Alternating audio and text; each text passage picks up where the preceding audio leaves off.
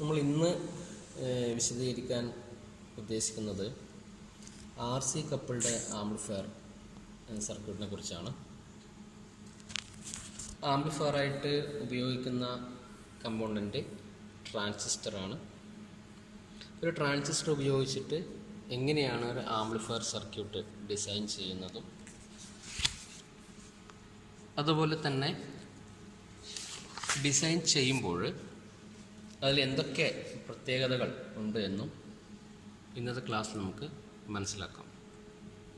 ഇവിടെ ട്രാൻസിസ്റ്ററിൻ്റെ common emitter configuration വെച്ചുകൊണ്ടുള്ള ഒരു ആംപ്ലിഫയർ സർക്യൂട്ടാണ് ഡിസൈൻ ചെയ്തത്. നിങ്ങൾക്കത് സർക്യൂട്ട് കാണാൻ പറ്റും. അതിൻ്റെ ബേസിൽ നമ്മൾ സിഗ്നൽ ഇൻപുട്ട് കൊടുക്കുന്നു. കലക്ടറിൽ നിന്നും അതിൻ്റെ ആംപ്ലിഫൈഡ് ഫോം നമ്മൾ ഔട്ട്പുട്ട് എടുക്കുന്നു. വളരെ സിമ്പിളായിട്ട് എന്താണ് ആംപ്ലിഫയർ എന്നതിനെക്കുറിച്ച് ഞാൻ പറയാം. ശക്തി കുറഞ്ഞ അല്ലെങ്കിൽ വീക്ക് ആയിട്ടുള്ള അല്ലെങ്കിൽ ആംപ്ലിറ്റ്യൂഡ് കുറഞ്ഞ ഒരു സിഗ്നലിനെ അതിൻ്റെ മറ്റു സ്വഭാവങ്ങൾ ഒന്നും തന്നെ വ്യത്യാസം വരുത്താതെ, മറ്റു സ്വഭാവങ്ങൾ എന്ന് പറയുമ്പോൾ നമുക്കിവിടെ ഫ്രീക്വൻസി എന്ന് പറയാം. ഫ്രീക്വൻസിയിൽ വ്യത്യാസം വരുത്താതെ അതിൻ്റെ ആംപ്ലിറ്റ്യൂഡിൽ മാത്രം വ്യത്യാസം വരുത്തിക്കൊണ്ടുള്ള ഒരു സർക്യൂട്ട് അറേഞ്ച്മെൻറ്റിനെയാണ് നമ്മൾ ആംപ്ലിഫയർ എന്ന് പറയാം. വേറെയും പ്രത്യേകതകൾ ആംപ്ലിഫയറിനെ കുറിച്ച് നമുക്ക് കൂടുതൽ ഡീറ്റെയിൽ ആയിട്ട് പഠിക്കുമ്പോൾ മനസ്സിലാക്കാൻ സാധിക്കും. നമ്മളിപ്പോൾ സിഗ്നലിൻ്റെ ഒരു ആംപ്ലിറ്റ്യൂഡ് കുറഞ്ഞ ഒരു സിഗ്നലിനെ അതിൻ്റെ തന്നെ രൂപത്തിലുള്ള ആംപ്ലിറ്റ്യൂഡ് കൂട്ടിയ ഒരു സിഗ്നൽ ഉണ്ടാക്കാൻ വേണ്ടി ഉപയോഗിക്കുന്ന ഒരു സർക്യൂട്ടാണ് ആംപ്ലിഫയർ എന്ന് സിമ്പിൾ എന്ന് നമുക്ക് പറയാം. ഇവിടെ ഞാൻ എക്സ്പ്ലെയിൻ ചെയ്യാൻ പോകുന്നതും അങ്ങനെയുള്ള സർക്യൂട്ടിനെ കുറിച്ചാണ്. ഇൻപുട്ടായിട്ട് 100 മില്ലി വോൾട്ട് ഉള്ള ഒരു സിഗ്നലാണ് നമ്മളിപ്പോൾ ഡിസൈൻ ചെയ്തിട്ടുള്ള ആംപ്ലിഫയറിൻ്റെ ഇൻപുട്ടിൽ കൊടുക്കുന്നത്. അതായത് ട്രാൻസിസ്റ്ററിൻ്റെ ബേസിൽ നമ്മൾ ഇൻപുട്ടായി നൽകിയിട്ടുള്ള സിഗ്നലിൻ്റെ ആംപ്ലിറ്റ്യൂഡ് എന്ന് പറയുന്നത് 100 മില്ലി വോൾട്ടാണ്. ആ സിഗ്നലിൻ്റെ ഫ്രീക്വൻസി 1 കിലോഹെർട്സ് ആയിട്ടാണ് നമ്മൾ സെറ്റ് ചെയ്തിട്ടുള്ളത്. സിഗ്നൽ എടുക്കാൻ വേണ്ടിയിട്ട് നമ്മളൊരു ഫങ്ഷൻ ജനറേറ്റർ ഇവിടെ ഉപയോഗിച്ചിട്ടുണ്ട്. അതിൽ 1 കിലോഹെർട്സ് ഫ്രീക്വൻസിയും അതുപോലെ തന്നെ 100 മില്ലി വോൾട്ട് ആംപ്ലിറ്റ്യൂഡും സെറ്റ് ചെയ്തിട്ടുള്ള ഒരു വേവ് നമ്മൾ ഔട്ട്പുട്ട് എടുക്കുന്നുണ്ട്. അത് സർക്യൂട്ട് ഡിസൈൻ പ്രകാരം ട്രാൻസിസ്റ്ററിൻ്റെ ബേസിൽ നമ്മൾ ഇൻപുട്ട് കൊടുത്തിട്ടുണ്ട്. ഇവിടെ സർക്യൂട്ട് വർക്ക് ചെയ്യുന്നതിന് ആവശ്യമായ അറേഞ്ച്മെൻറ്റ് ചെയ്തിട്ടുണ്ട്. ട്രാൻസിസ്റ്ററിൻ്റെ ബേസിലേക്കും ട്രാൻസിസ്റ്ററിൻ്റെ കലക്ടറിൽ എമിറ്റർ ഒക്കെ ബയാസിങ് സജ്ജീകരിച്ചിട്ടുണ്ട്.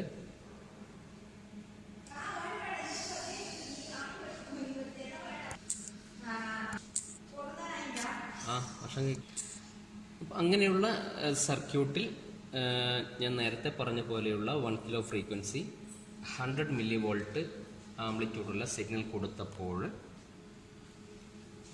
നമുക്ക് ആ സർക്യൂട്ടിൻ്റെ ആ ആംപ്ലിഫയറിൻ്റെ ഔട്ട്പുട്ടിൽ നിന്ന് കിട്ടിയ സിഗ്നലിൻ്റെ ആംപ്ലിറ്റ്യൂഡ് എന്ന് പറയുന്നത് 4.2 വോൾട്ടാണ്.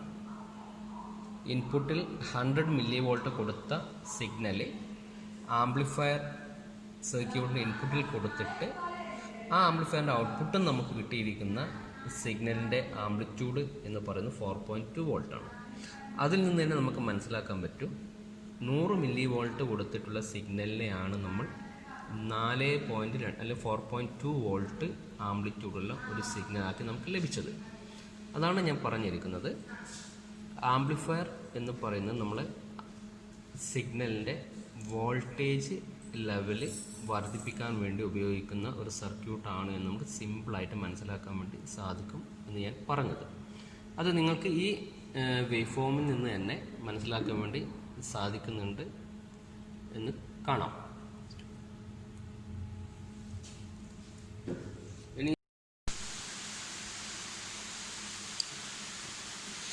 ഇനി പറയാൻ പോകുന്നത് സർക്യൂട്ട് ഇല്ലേ മെഷർമെൻറ്റുകളെ കുറിച്ചിട്ടാണ്. ആദ്യമായിട്ട് നമുക്ക് ഡി സി കണ്ടീഷൻ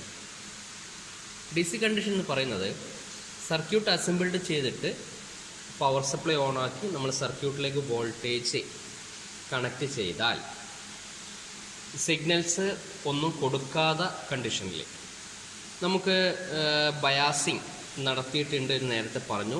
അതായത് ബേസിലേക്ക് വോൾട്ടേജ്, കലക്ടറിലേക്ക് വോൾട്ടേജ്, എമിറ്ററിലേക്കുള്ള വോൾട്ടേജ്, ഈ 3 പോയിന്റുകളിലുള്ള വോൾട്ടേജും നമുക്ക് ലഭിക്കുന്നുണ്ടോ എന്ന് ഒരു മൾട്ടിമീറ്റർ ഉപയോഗിച്ചിട്ട് ചെക്ക് ചെയ്യണം. മൾട്ടിമീറ്റർ ഉപയോഗിച്ച് ചെക്ക് ചെയ്യുന്ന കാര്യം നമുക്കറിയാം. ആദ്യം കലക്ടറിലെ വോൾട്ടേജ് നോക്കാം. മൾട്ടിമീറ്ററിൻ്റെ നെഗറ്റീവ് ഗ്രൗണ്ടിലും റെഡ് പ്രോബ് നമുക്ക് കലക്ടറിൽ ടച്ച് ചെയ്യുമ്പോൾ അവിടെ നമുക്കൊരു വോൾട്ടേജ് കിട്ടണം. അത് സിഗ്നൽസ് ഒന്നും കൊടുക്കാത്ത കണ്ടീഷനിൽ VCCക്ക് അടുത്തുള്ളൊരു വോൾട്ടേജാണ് നമുക്ക് കിട്ടുക. അത് 12 വോൾട്ടേജാണ് നമ്മൾ പവർ സപ്ലൈന്ന് കൊടുത്തതെങ്കിൽ അവിടെ കലക്ടറിലെ ഒരു വാല്യൂ റെസിസ്റ്ററിൻ്റെ ഒരു ഡ്രോപ്പും കഴിഞ്ഞ് ഉള്ള വോൾട്ടേജ് നമുക്ക് ലഭിക്കും. അത് ഏകദേശം ഒരു VCCക്ക് അടുത്ത് തന്നെയാണ് നമുക്ക് ലഭിക്കുക. അത് നിങ്ങൾക്ക് മൾട്ടിമീറ്റർ ഉപയോഗിച്ച് ചെക്ക് ചെയ്യുമ്പോൾ കാണാൻ പറ്റും. അതുപോലെ തന്നെ ബേസിലും എമിറ്ററിലും വോൾട്ടേജുകൾ കിട്ടുന്നുണ്ടോ എന്ന് ആദ്യം ഉറപ്പ് വരുത്തണം. അതിൻ്റെ ആവശ്യകത എങ്കിൽ മാത്രമേ നമുക്ക് സർക്യൂട്ട് അസംബിൾഡ് ചെയ്തത് ഓക്കെ ആണ് എന്ന് വിലയിരുത്താൻ പറ്റും.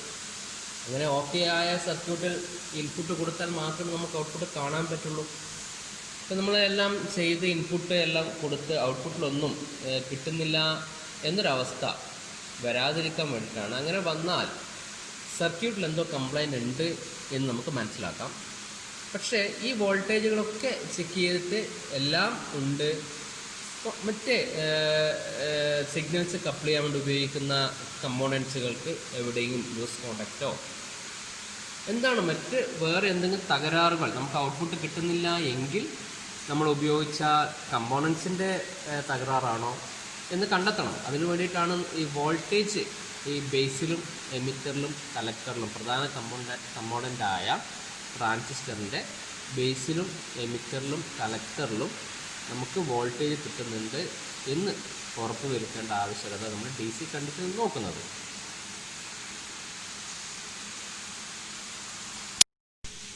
അതുപോലെ തന്നെ ഗെയിൻ കാൽക്കുലേഷനും ഇതുമായിട്ട് ബന്ധപ്പെട്ടുണ്ട്.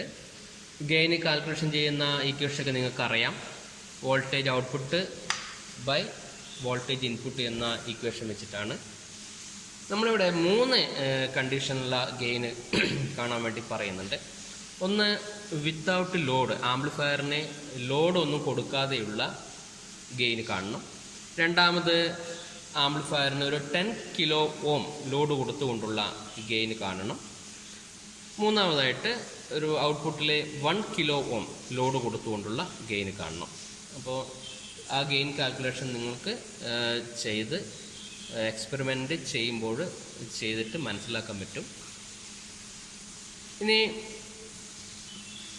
അവസാനമായിട്ട് ഫ്രീക്വൻസി റെസ്പോൺസ്. ഒരു ആംപ്ലിഫയറിൻ്റെ ഫ്രീക്വൻസി റെസ്പോൺസ് എന്ന് പറയുന്നത് ഒരു ആംപ്ലിഫയർ ഡിസൈൻ ചെയ്ത് കഴിഞ്ഞാൽ അതിൻ്റെ ഇൻപുട്ടിൽ എത്ര ലെവൽ വരെയുള്ള ഫ്രീക്വൻസി സിഗ്നൽ നമുക്ക് കൊടുക്കാം, അപ്പോൾ അതിനനുസരിച്ച് കൊണ്ടുള്ള ഔട്ട്പുട്ട് കിട്ടുന്ന ലെവലിനെ കുറിച്ചാണ് പറയുന്നത്. ഒരു ആംപ്ലിഫയറിൽ നമുക്ക് അതിൻ്റെ ഉപയോഗിച്ചിരിക്കുന്ന കമ്പോണൻസിൻ്റെ പ്രത്യേകത അനുസരിച്ച് ഇന്ന ലെവലുള്ള ഫ്രീക്വൻസിയിലാണ് അത് മാക്സിമം ആ ആംപ്ലിഫയറിൻ്റെ പെർഫോമൻസ് ഉണ്ടാവുക എന്നത് നമുക്ക് ഈ മെഷർമെൻറ്റിലൂടെ മനസ്സിലാക്കാൻ പറ്റും.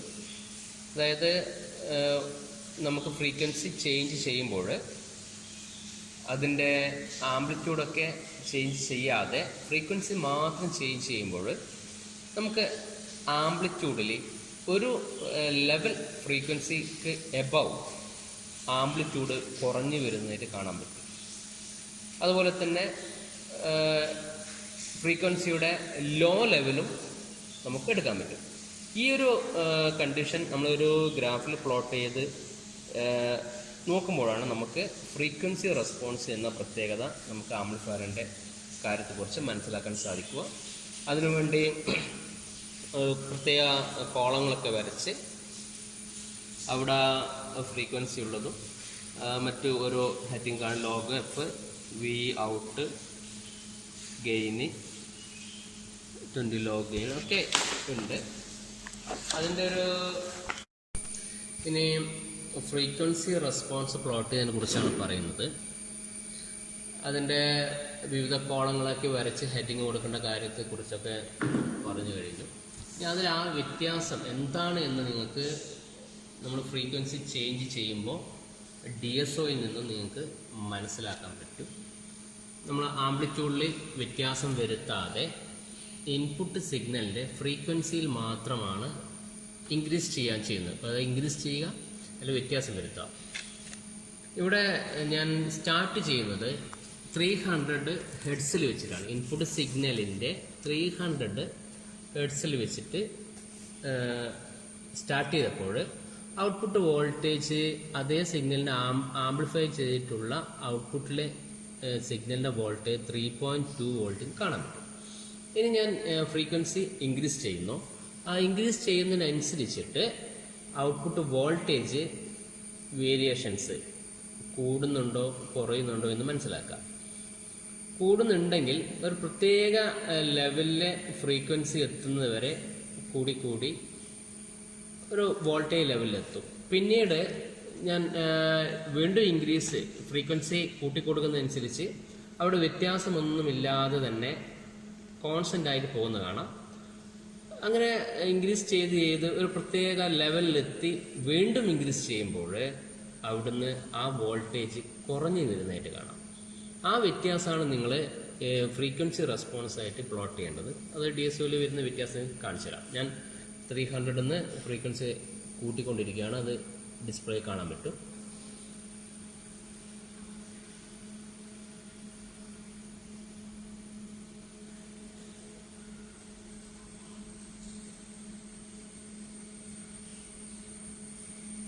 ഫ്രീക്വൻസി കൂട്ടുകയാണ്. ഇപ്പോൾ ഔട്ട്പുട്ട് വോൾട്ടേജ് 3.2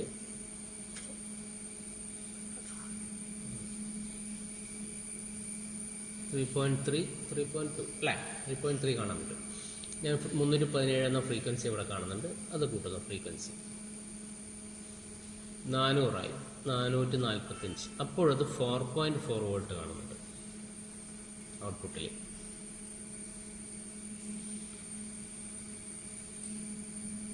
ഫ്രീക്വൻസി 500 ലെവലെത്തിയപ്പോൾ 5.12 വോൾട്ടേ കാണുന്നുണ്ട്.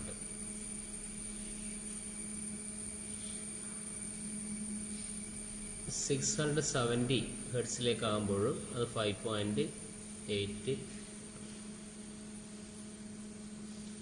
780 ഫ്രീക്വൻസിയിൽ 6 something വോൾട്ടേ കാണാം.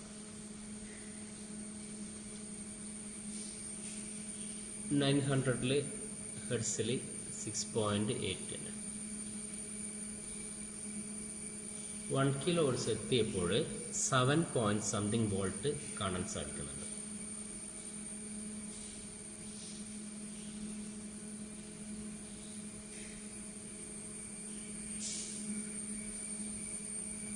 ഒരു 1.5 kHz 8.4 വോൾട്ട്. അത് ഞാൻ ഫ്രീക്വൻസി കൂട്ടുന്നതിനനുസരിച്ച് ഇവിടെ വോൾട്ടേജ് കൂടി വരുന്നതായിട്ട് കാണാൻ പറ്റും. ഔട്ട്പുട്ടിൽ ഉള്ള സിഗ്നലിൻ്റെ വോൾട്ടേജ് കൂടി വരുന്നതായിട്ട് കാണാൻ പറ്റും.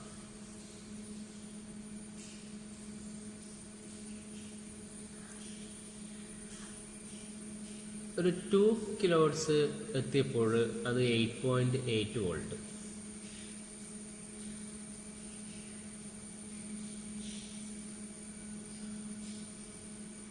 ടു 2.5 kHz ആയപ്പോൾ 8.9 വോൾട്ട്. ഓരോ സമയത്തുള്ള വോൾട്ടേജ് നിങ്ങൾ കറക്റ്റ് നോട്ട് ചെയ്തെടുക്കണം. നമുക്ക് 1 kHz 1.5, 2 kHz 2.5 kHz അങ്ങനെ ആ ഒരു റേഞ്ചിൽ നമുക്ക് സെറ്റ് ചെയ്യാം. അതിന് ഇടയിലുള്ള ഫ്രീക്വൻസി നമുക്ക് അത്ര മൈൻഡ് ചെയ്യേണ്ട ആവശ്യമില്ല. ഇവിടെ ഒരു ടേബിളാക്കാൻ ഉദ്ദേശിക്കുന്നുണ്ടോ.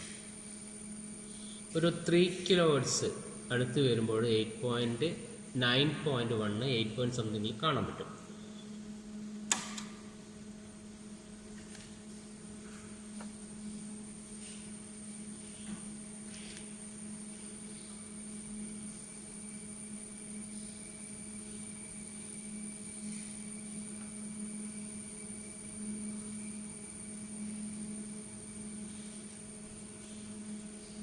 3 കിലോ ഹെർട്സിൽ വോൾട്ടേജ് 9.1.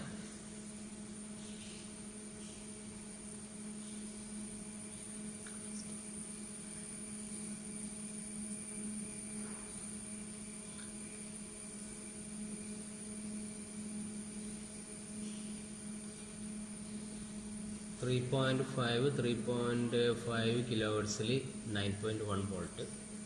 അപ്പോൾ അവിടെ ഒരു കോൺസ്റ്റൻറ്റിലേക്ക് ഉള്ള പോലെ നിങ്ങൾക്ക് കാണാൻ പറ്റും. ഞാൻ 3 കിലോ ഹെർട്സ് എത്തിയപ്പോഴും 9.1 തന്നെയാണ്, 3.5 കൊടുത്തപ്പോഴും 9.1, 9.2 ആ ലെവലിലെ ചെറിയ വ്യത്യാസമേ ഉള്ളൂ.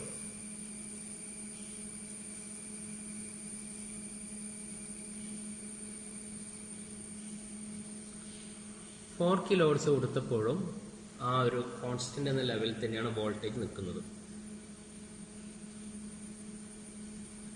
5 കിലോ ഹെർട്സ് കൊടുത്തു, അപ്പോഴും അതേ വോൾട്ടേജ് ലെവലിൽ തന്നെ കോൺസ്റ്റന്റ് ആയി നിൽക്കുന്നത് കാണാം. ഇതൊക്കെ വ്യക്തമായിട്ട് റീഡിങ് അതാ സമയത്ത് എഴുതിയെടുക്കണം, എന്നാലേ നമ്മൾ ആ ഒരു റെസ്പോൺസിന്റെ ഗ്രാഫ് വരക്കാൻ പറ്റും. 7 കിലോ ഹെർട്സ് എത്തിയപ്പോൾ അതേ കോൺസ്റ്റന്റിൽ 9.2 എന്ന ലെവലിൽ വോൾട്ടേജ് നിൽക്കുന്നുണ്ട്. ഒരു 8.5 എത്തിയപ്പോഴും അതേ ലെവലിൽ തന്നെ. 14 കിലോ ഹെർട്സ് മാറ്റമില്ല, വോൾട്ടേജിൽ മാറ്റമില്ല. 19 കിലോ ഹെർട്സ് കൊടുത്തു, മാറ്റമില്ല. 30 കിലോ ഹെർട്സ് കൊടുത്തു, അപ്പോഴും മാറ്റമില്ല.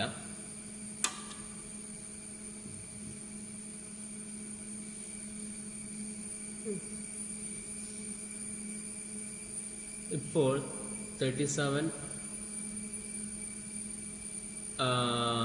കിലോ ഹെർട്സ് കൊടുത്തിട്ടുണ്ട്, അവിടെയും മാറ്റമില്ല. 47 കൊടുത്തു. 62 ഒരു 60 കിലോ ഹെർട്സ് എത്തുമ്പോൾ നമ്മൾ 9 വോൾട്ടിലേക്ക് വന്നിരുന്നു. നേരത്തെ നമുക്ക് വ്യത്യാസമൊന്നും വരാതെ ആ ഉള്ള ഒരു ഫ്രീക്വൻസിയിൽ നിന്ന് കോൺസ്റ്റൻ്റായി നിൽക്കുകയും അതൊരു 60 കിലോ ഹെർട്സ് എത്തിയപ്പോൾ 9.1 9.2 വോൾട്ടേജ് എന്ന് പറയുന്ന അവിടുന്ന് നമുക്ക് 9 വോൾട്ടിലേക്ക് കുറയാൻ തുടങ്ങി. അതിനർത്ഥം ഈ ആംപ്ലിഫയറിൻ്റെ ഇൻപുട്ടിൽ നമുക്ക് കൊടുക്കാൻ പറ്റുന്ന മാക്സിമം ഫ്രീക്വൻസിയുടെ സിഗ്നൽ എന്ന് പറയുന്നത് 60 കിലോ ഹെർട്സ് വരെയുള്ളതാണ്. അതിന് എബോവ് വരുന്ന ഫ്രീക്വൻസിയുടെ സിഗ്നൽ കൊടുക്കുകയാണെങ്കിൽ നമുക്ക് അതിൻ്റെ ആംപ്ലിഫയറിൻ്റെ പെർഫോമൻസ് കുറഞ്ഞു വരുന്നതായിട്ട് കാണാം. അപ്പോൾ ഒരു ആംപ്ലിഫയർ ഡിസൈൻ ചെയ്യുമ്പോൾ നമ്മൾ ശ്രദ്ധിക്കേണ്ട ഒരു പ്രത്യേക കാര്യമാണ് ഇവിടെ വിശദീകരിച്ചത്. എപ്പോഴും ആ സിഗ്നലിൻ്റെ ഫ്രീക്വൻസിയെ നമ്മൾ പരിഗണിക്കണം. ആംപ്ലിഫയർ ആണെന്ന് കരുതി ഏത് ലെവലിലുള്ള ഫ്രീക്വൻസിയുടെ സിഗ്നൽ കൊടുത്താലും നമുക്കതിൻ്റെ യഥാർത്ഥ പെർഫോമൻസിൽ ഔട്ട്പുട്ട് കിട്ടില്ല. അതാണ് നമ്മൾ ഈ ഒരു മെഷർമെൻറ്റിലൂടെ ഈ റെസ്പോൺസ്, ഫ്രീക്വൻസി റെസ്പോൺസ് എന്ന് പറയുന്ന ഈ ഗ്രാഫ് വരയ്ക്കുന്നതിലൂടെ നമുക്ക് മനസ്സിലാക്കാൻ സാധിക്കുക. അത് ഞാൻ നേരത്തെ പറഞ്ഞ ആ ലോ ലെവൽ ഫ്രീക്വൻസിയിൽ നിന്ന് സ്റ്റാർട്ട് ചെയ്തപ്പോൾ വോൾട്ടേജ് കൂടി കൂടി കൂടി കൂടി വരുന്നതും ഒരു പ്രത്യേക ലെവലിൽ എത്തിയപ്പോൾ ആ വോൾട്ടേജ് അവിടെ കോൺസ്റ്റൻ്റ് ആയി. പിന്നീട് ഫ്രീക്വൻസി എത്ര ഒരു ലെവലിൽ കൂട്ടിയപ്പോഴും ആ കോൺസ്റ്റൻ്റ് വോൾട്ടേജിൽ വ്യത്യാസമില്ലാതെ നിൽക്കുന്ന കാണാം. പക്ഷേ ഒരു പ്രത്യേക റേഞ്ച് കഴിഞ്ഞപ്പോൾ, ഇത് നമ്മളിവിടെ എക്സാമ്പിൾ എടുത്തപ്പോൾ 60 കിലോ ഹെർട്സ് എത്തിയപ്പോൾ നമുക്ക് ഔട്ട്പുട്ട് വോൾട്ടേജ് കുറഞ്ഞു വരുന്നതായിട്ടുള്ള ഒരു റീഡിംഗ് ആണ് ഇവിടെ കിട്ടുന്നത്. വീണ്ടും ഈ ഫ്രീക്വൻസി കൂട്ടി കൊടുക്കാം, അപ്പോഴും സംഭവിക്കും നോക്കാം.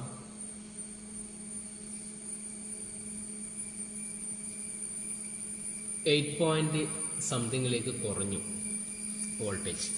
ഇനി ഞാൻ ഫ്രീക്വൻസി കൂട്ടുന്നതിനനുസരിച്ച് ഔട്ട്പുട്ട് വോൾട്ടേജ് കുറഞ്ഞു വരുന്നതായിട്ട് കാണാൻ പറ്റും.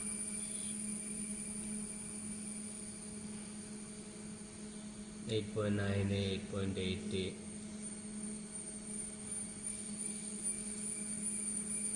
8.7,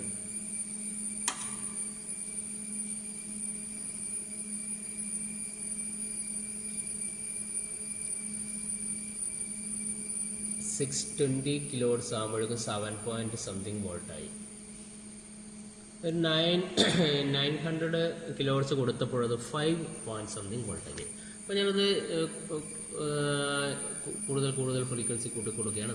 വോൾട്ടേജ് കുറഞ്ഞ് വരുന്നതായിട്ട് കാണാൻ പറ്റും. അപ്പോൾ ഈ ഒരു എക്സ്പെരിമെൻറ്റിലൂടെ നിങ്ങൾ മനസ്സിലാക്കേണ്ട കാര്യം ഞാൻ നേരത്തെ പറഞ്ഞു. ഫ്രീക്വൻസി എപ്പോഴും ഒരു ആംപ്ലിഫയറിൽ നമുക്ക് ഫ്രീക്വൻസി കൂടി പരിഗണിക്കേണ്ടതുണ്ട് ഡിസൈൻ ചെയ്യുമ്പോൾ. ഏത് ലെവലിലുള്ള ഫ്രീക്വൻസി സിഗ്നലാണ് നമുക്ക് ആംപ്ലിഫൈ ചെയ്യേണ്ടത്, അതിനനുസരിച്ചുള്ള സർക്യൂട്ടാണ് നമ്മൾ ഡിസൈൻ ചെയ്യേണ്ടത് എന്നാണ് നമുക്ക് ഇതിനകത്ത് മനസ്സിലാക്കാൻ പറ്റുക. അപ്പോൾ ഇവിടെ ഞാൻ പറഞ്ഞു കോമൺ എമിറ്റർ കോൺഫിഗറേഷൻ വെച്ചുകൊണ്ടുള്ള സർക്യൂട്ടാണ് നമ്മൾ ഡിസൈൻ ചെയ്തത്. അതുകൊണ്ട് തന്നെ കോമൺ എമിറ്ററിൻ്റെ പ്രത്യേകത നിങ്ങൾ പഠിച്ചു കാണും. അതായത് ഇൻപുട്ട് സിഗ്നലിൻ്റെ 180 ഡിഗ്രി ഫേസ് ഷിഫ്റ്റ് ചെയ്തിട്ടുള്ളതായിരിക്കും ഔട്ട്പുട്ട് കിട്ടും. അത് നിങ്ങൾക്ക് കാണാൻ പറ്റും. ഇവിടെ യെല്ലോ കളറിലുള്ള ആണ് നമ്മൾ ഇൻപുട്ട് സിഗ്നൽ കൊടുത്തിരിക്കുന്നത്. ഇത് 0 സ്റ്റാർട്ട് ചെയ്യുന്നു, പക്ഷെ ഔട്ട്പുട്ട് നമുക്ക് മുകളിൽ നിന്ന് 90 ഡിഗ്രി എന്നുള്ള അവിടുന്ന് സ്റ്റാർട്ട് ചെയ്തിട്ടാണ് വരുന്നത്. ഫേസ് ഇങ്ങനെ വരുന്ന സിഗ്നൽസിൻ്റെ ഔട്ട്പുട്ട് നമുക്ക് ഇവിടുന്ന് 180 ഡിഗ്രി ഷിഫ്റ്റ് ചെയ്തിട്ടുള്ള ഫേസ് ഷിഫ്റ്റ് ചെയ്തിട്ടുള്ള സിഗ്നൽ ആംപ്ലിഫൈ ആണ് നടക്കുക എന്ന് നിങ്ങൾ ഇതിൻ്റെ തിയററ്റിക്കലി പഠിച്ചു കാണും. അത് ഈ വേവ് ഫോം നോക്കിയാലും ഈ വേവ് ഫോം കണ്ടു കഴിഞ്ഞാൽ നിങ്ങൾക്ക് മനസ്സിലാക്കാൻ സാധിക്കുന്നതാണ്. നമ്മളിവിടെ ചെയ്യുന്ന എക്സ്പെരിമെൻ്റ് എല്ലാം തന്നെ തിയറിറ്റിക്കലി പഠിച്ച കാര്യങ്ങൾ അത് അങ്ങനെ തന്നെ ആണോ എന്ന് ചെയ്ത് മനസ്സിലാക്കാൻ വേണ്ടിയിട്ടുള്ള കാര്യങ്ങളാണ് നമ്മൾ ലാബിൽ നിന്നും പഠിക്കുന്നത്. അതുകൊണ്ട് തന്നെ നിങ്ങൾക്ക് തിയറിറ്റിക്കലി കോമൺ എമിറ്റർ ട്രാൻസിസ്റ്റർ ഉപയോഗിച്ചുള്ള ആംപ്ലിഫയർ അതിൻ്റെ പ്രത്യേകത ഇൻപുട്ട് സിഗ്നലിൻ്റെ 180 ഡിഗ്രി ഫേസ് ഷിഫ്റ്റ് ചെയ്തിട്ടുള്ള വേവ് ഫോമാണ് നമുക്ക് ഔട്ട്പുട്ട് കിട്ടുമെന്ന് പറഞ്ഞു. അത് അങ്ങനെ തന്നെയാണോ എന്ന് കണ്ട് മനസ്സിലാക്കാൻ വേണ്ടിയിട്ട് നമുക്ക് DSOL വേവ് ഫോം നോക്കിയിട്ട് മനസ്സിലാക്കാൻ പറ്റും. ഇവിടുന്ന് സ്റ്റാർട്ട് ചെയ്യുന്നു, ഈ രീതി പോകുന്നത് നമുക്ക് നേരെ ഓപ്പോസിറ്റുള്ള ഇവിടുന്ന് സ്റ്റാർട്ട് ചെയ്ത് നെഗറ്റീവിലേക്ക് പോയി പോസിറ്റീവിലേക്ക് വരുന്നു. ഇൻപുട്ടാണെങ്കിൽ 0 തുടങ്ങി പോസിറ്റീവിലേക്ക് പോകുന്നു, ഔട്ട്പുട്ടാണെങ്കിൽ 0 തുടങ്ങി നെഗറ്റീവിലേക്ക് പോകുന്നു. അതാണ് 180 ഡിഗ്രി ഫേസ് ഷിഫ്റ്റ് ചെയ്യുന്ന കാര്യവും നിങ്ങൾക്ക് ഇതിനകത്ത് മനസ്സിലാക്കാൻ പറ്റും.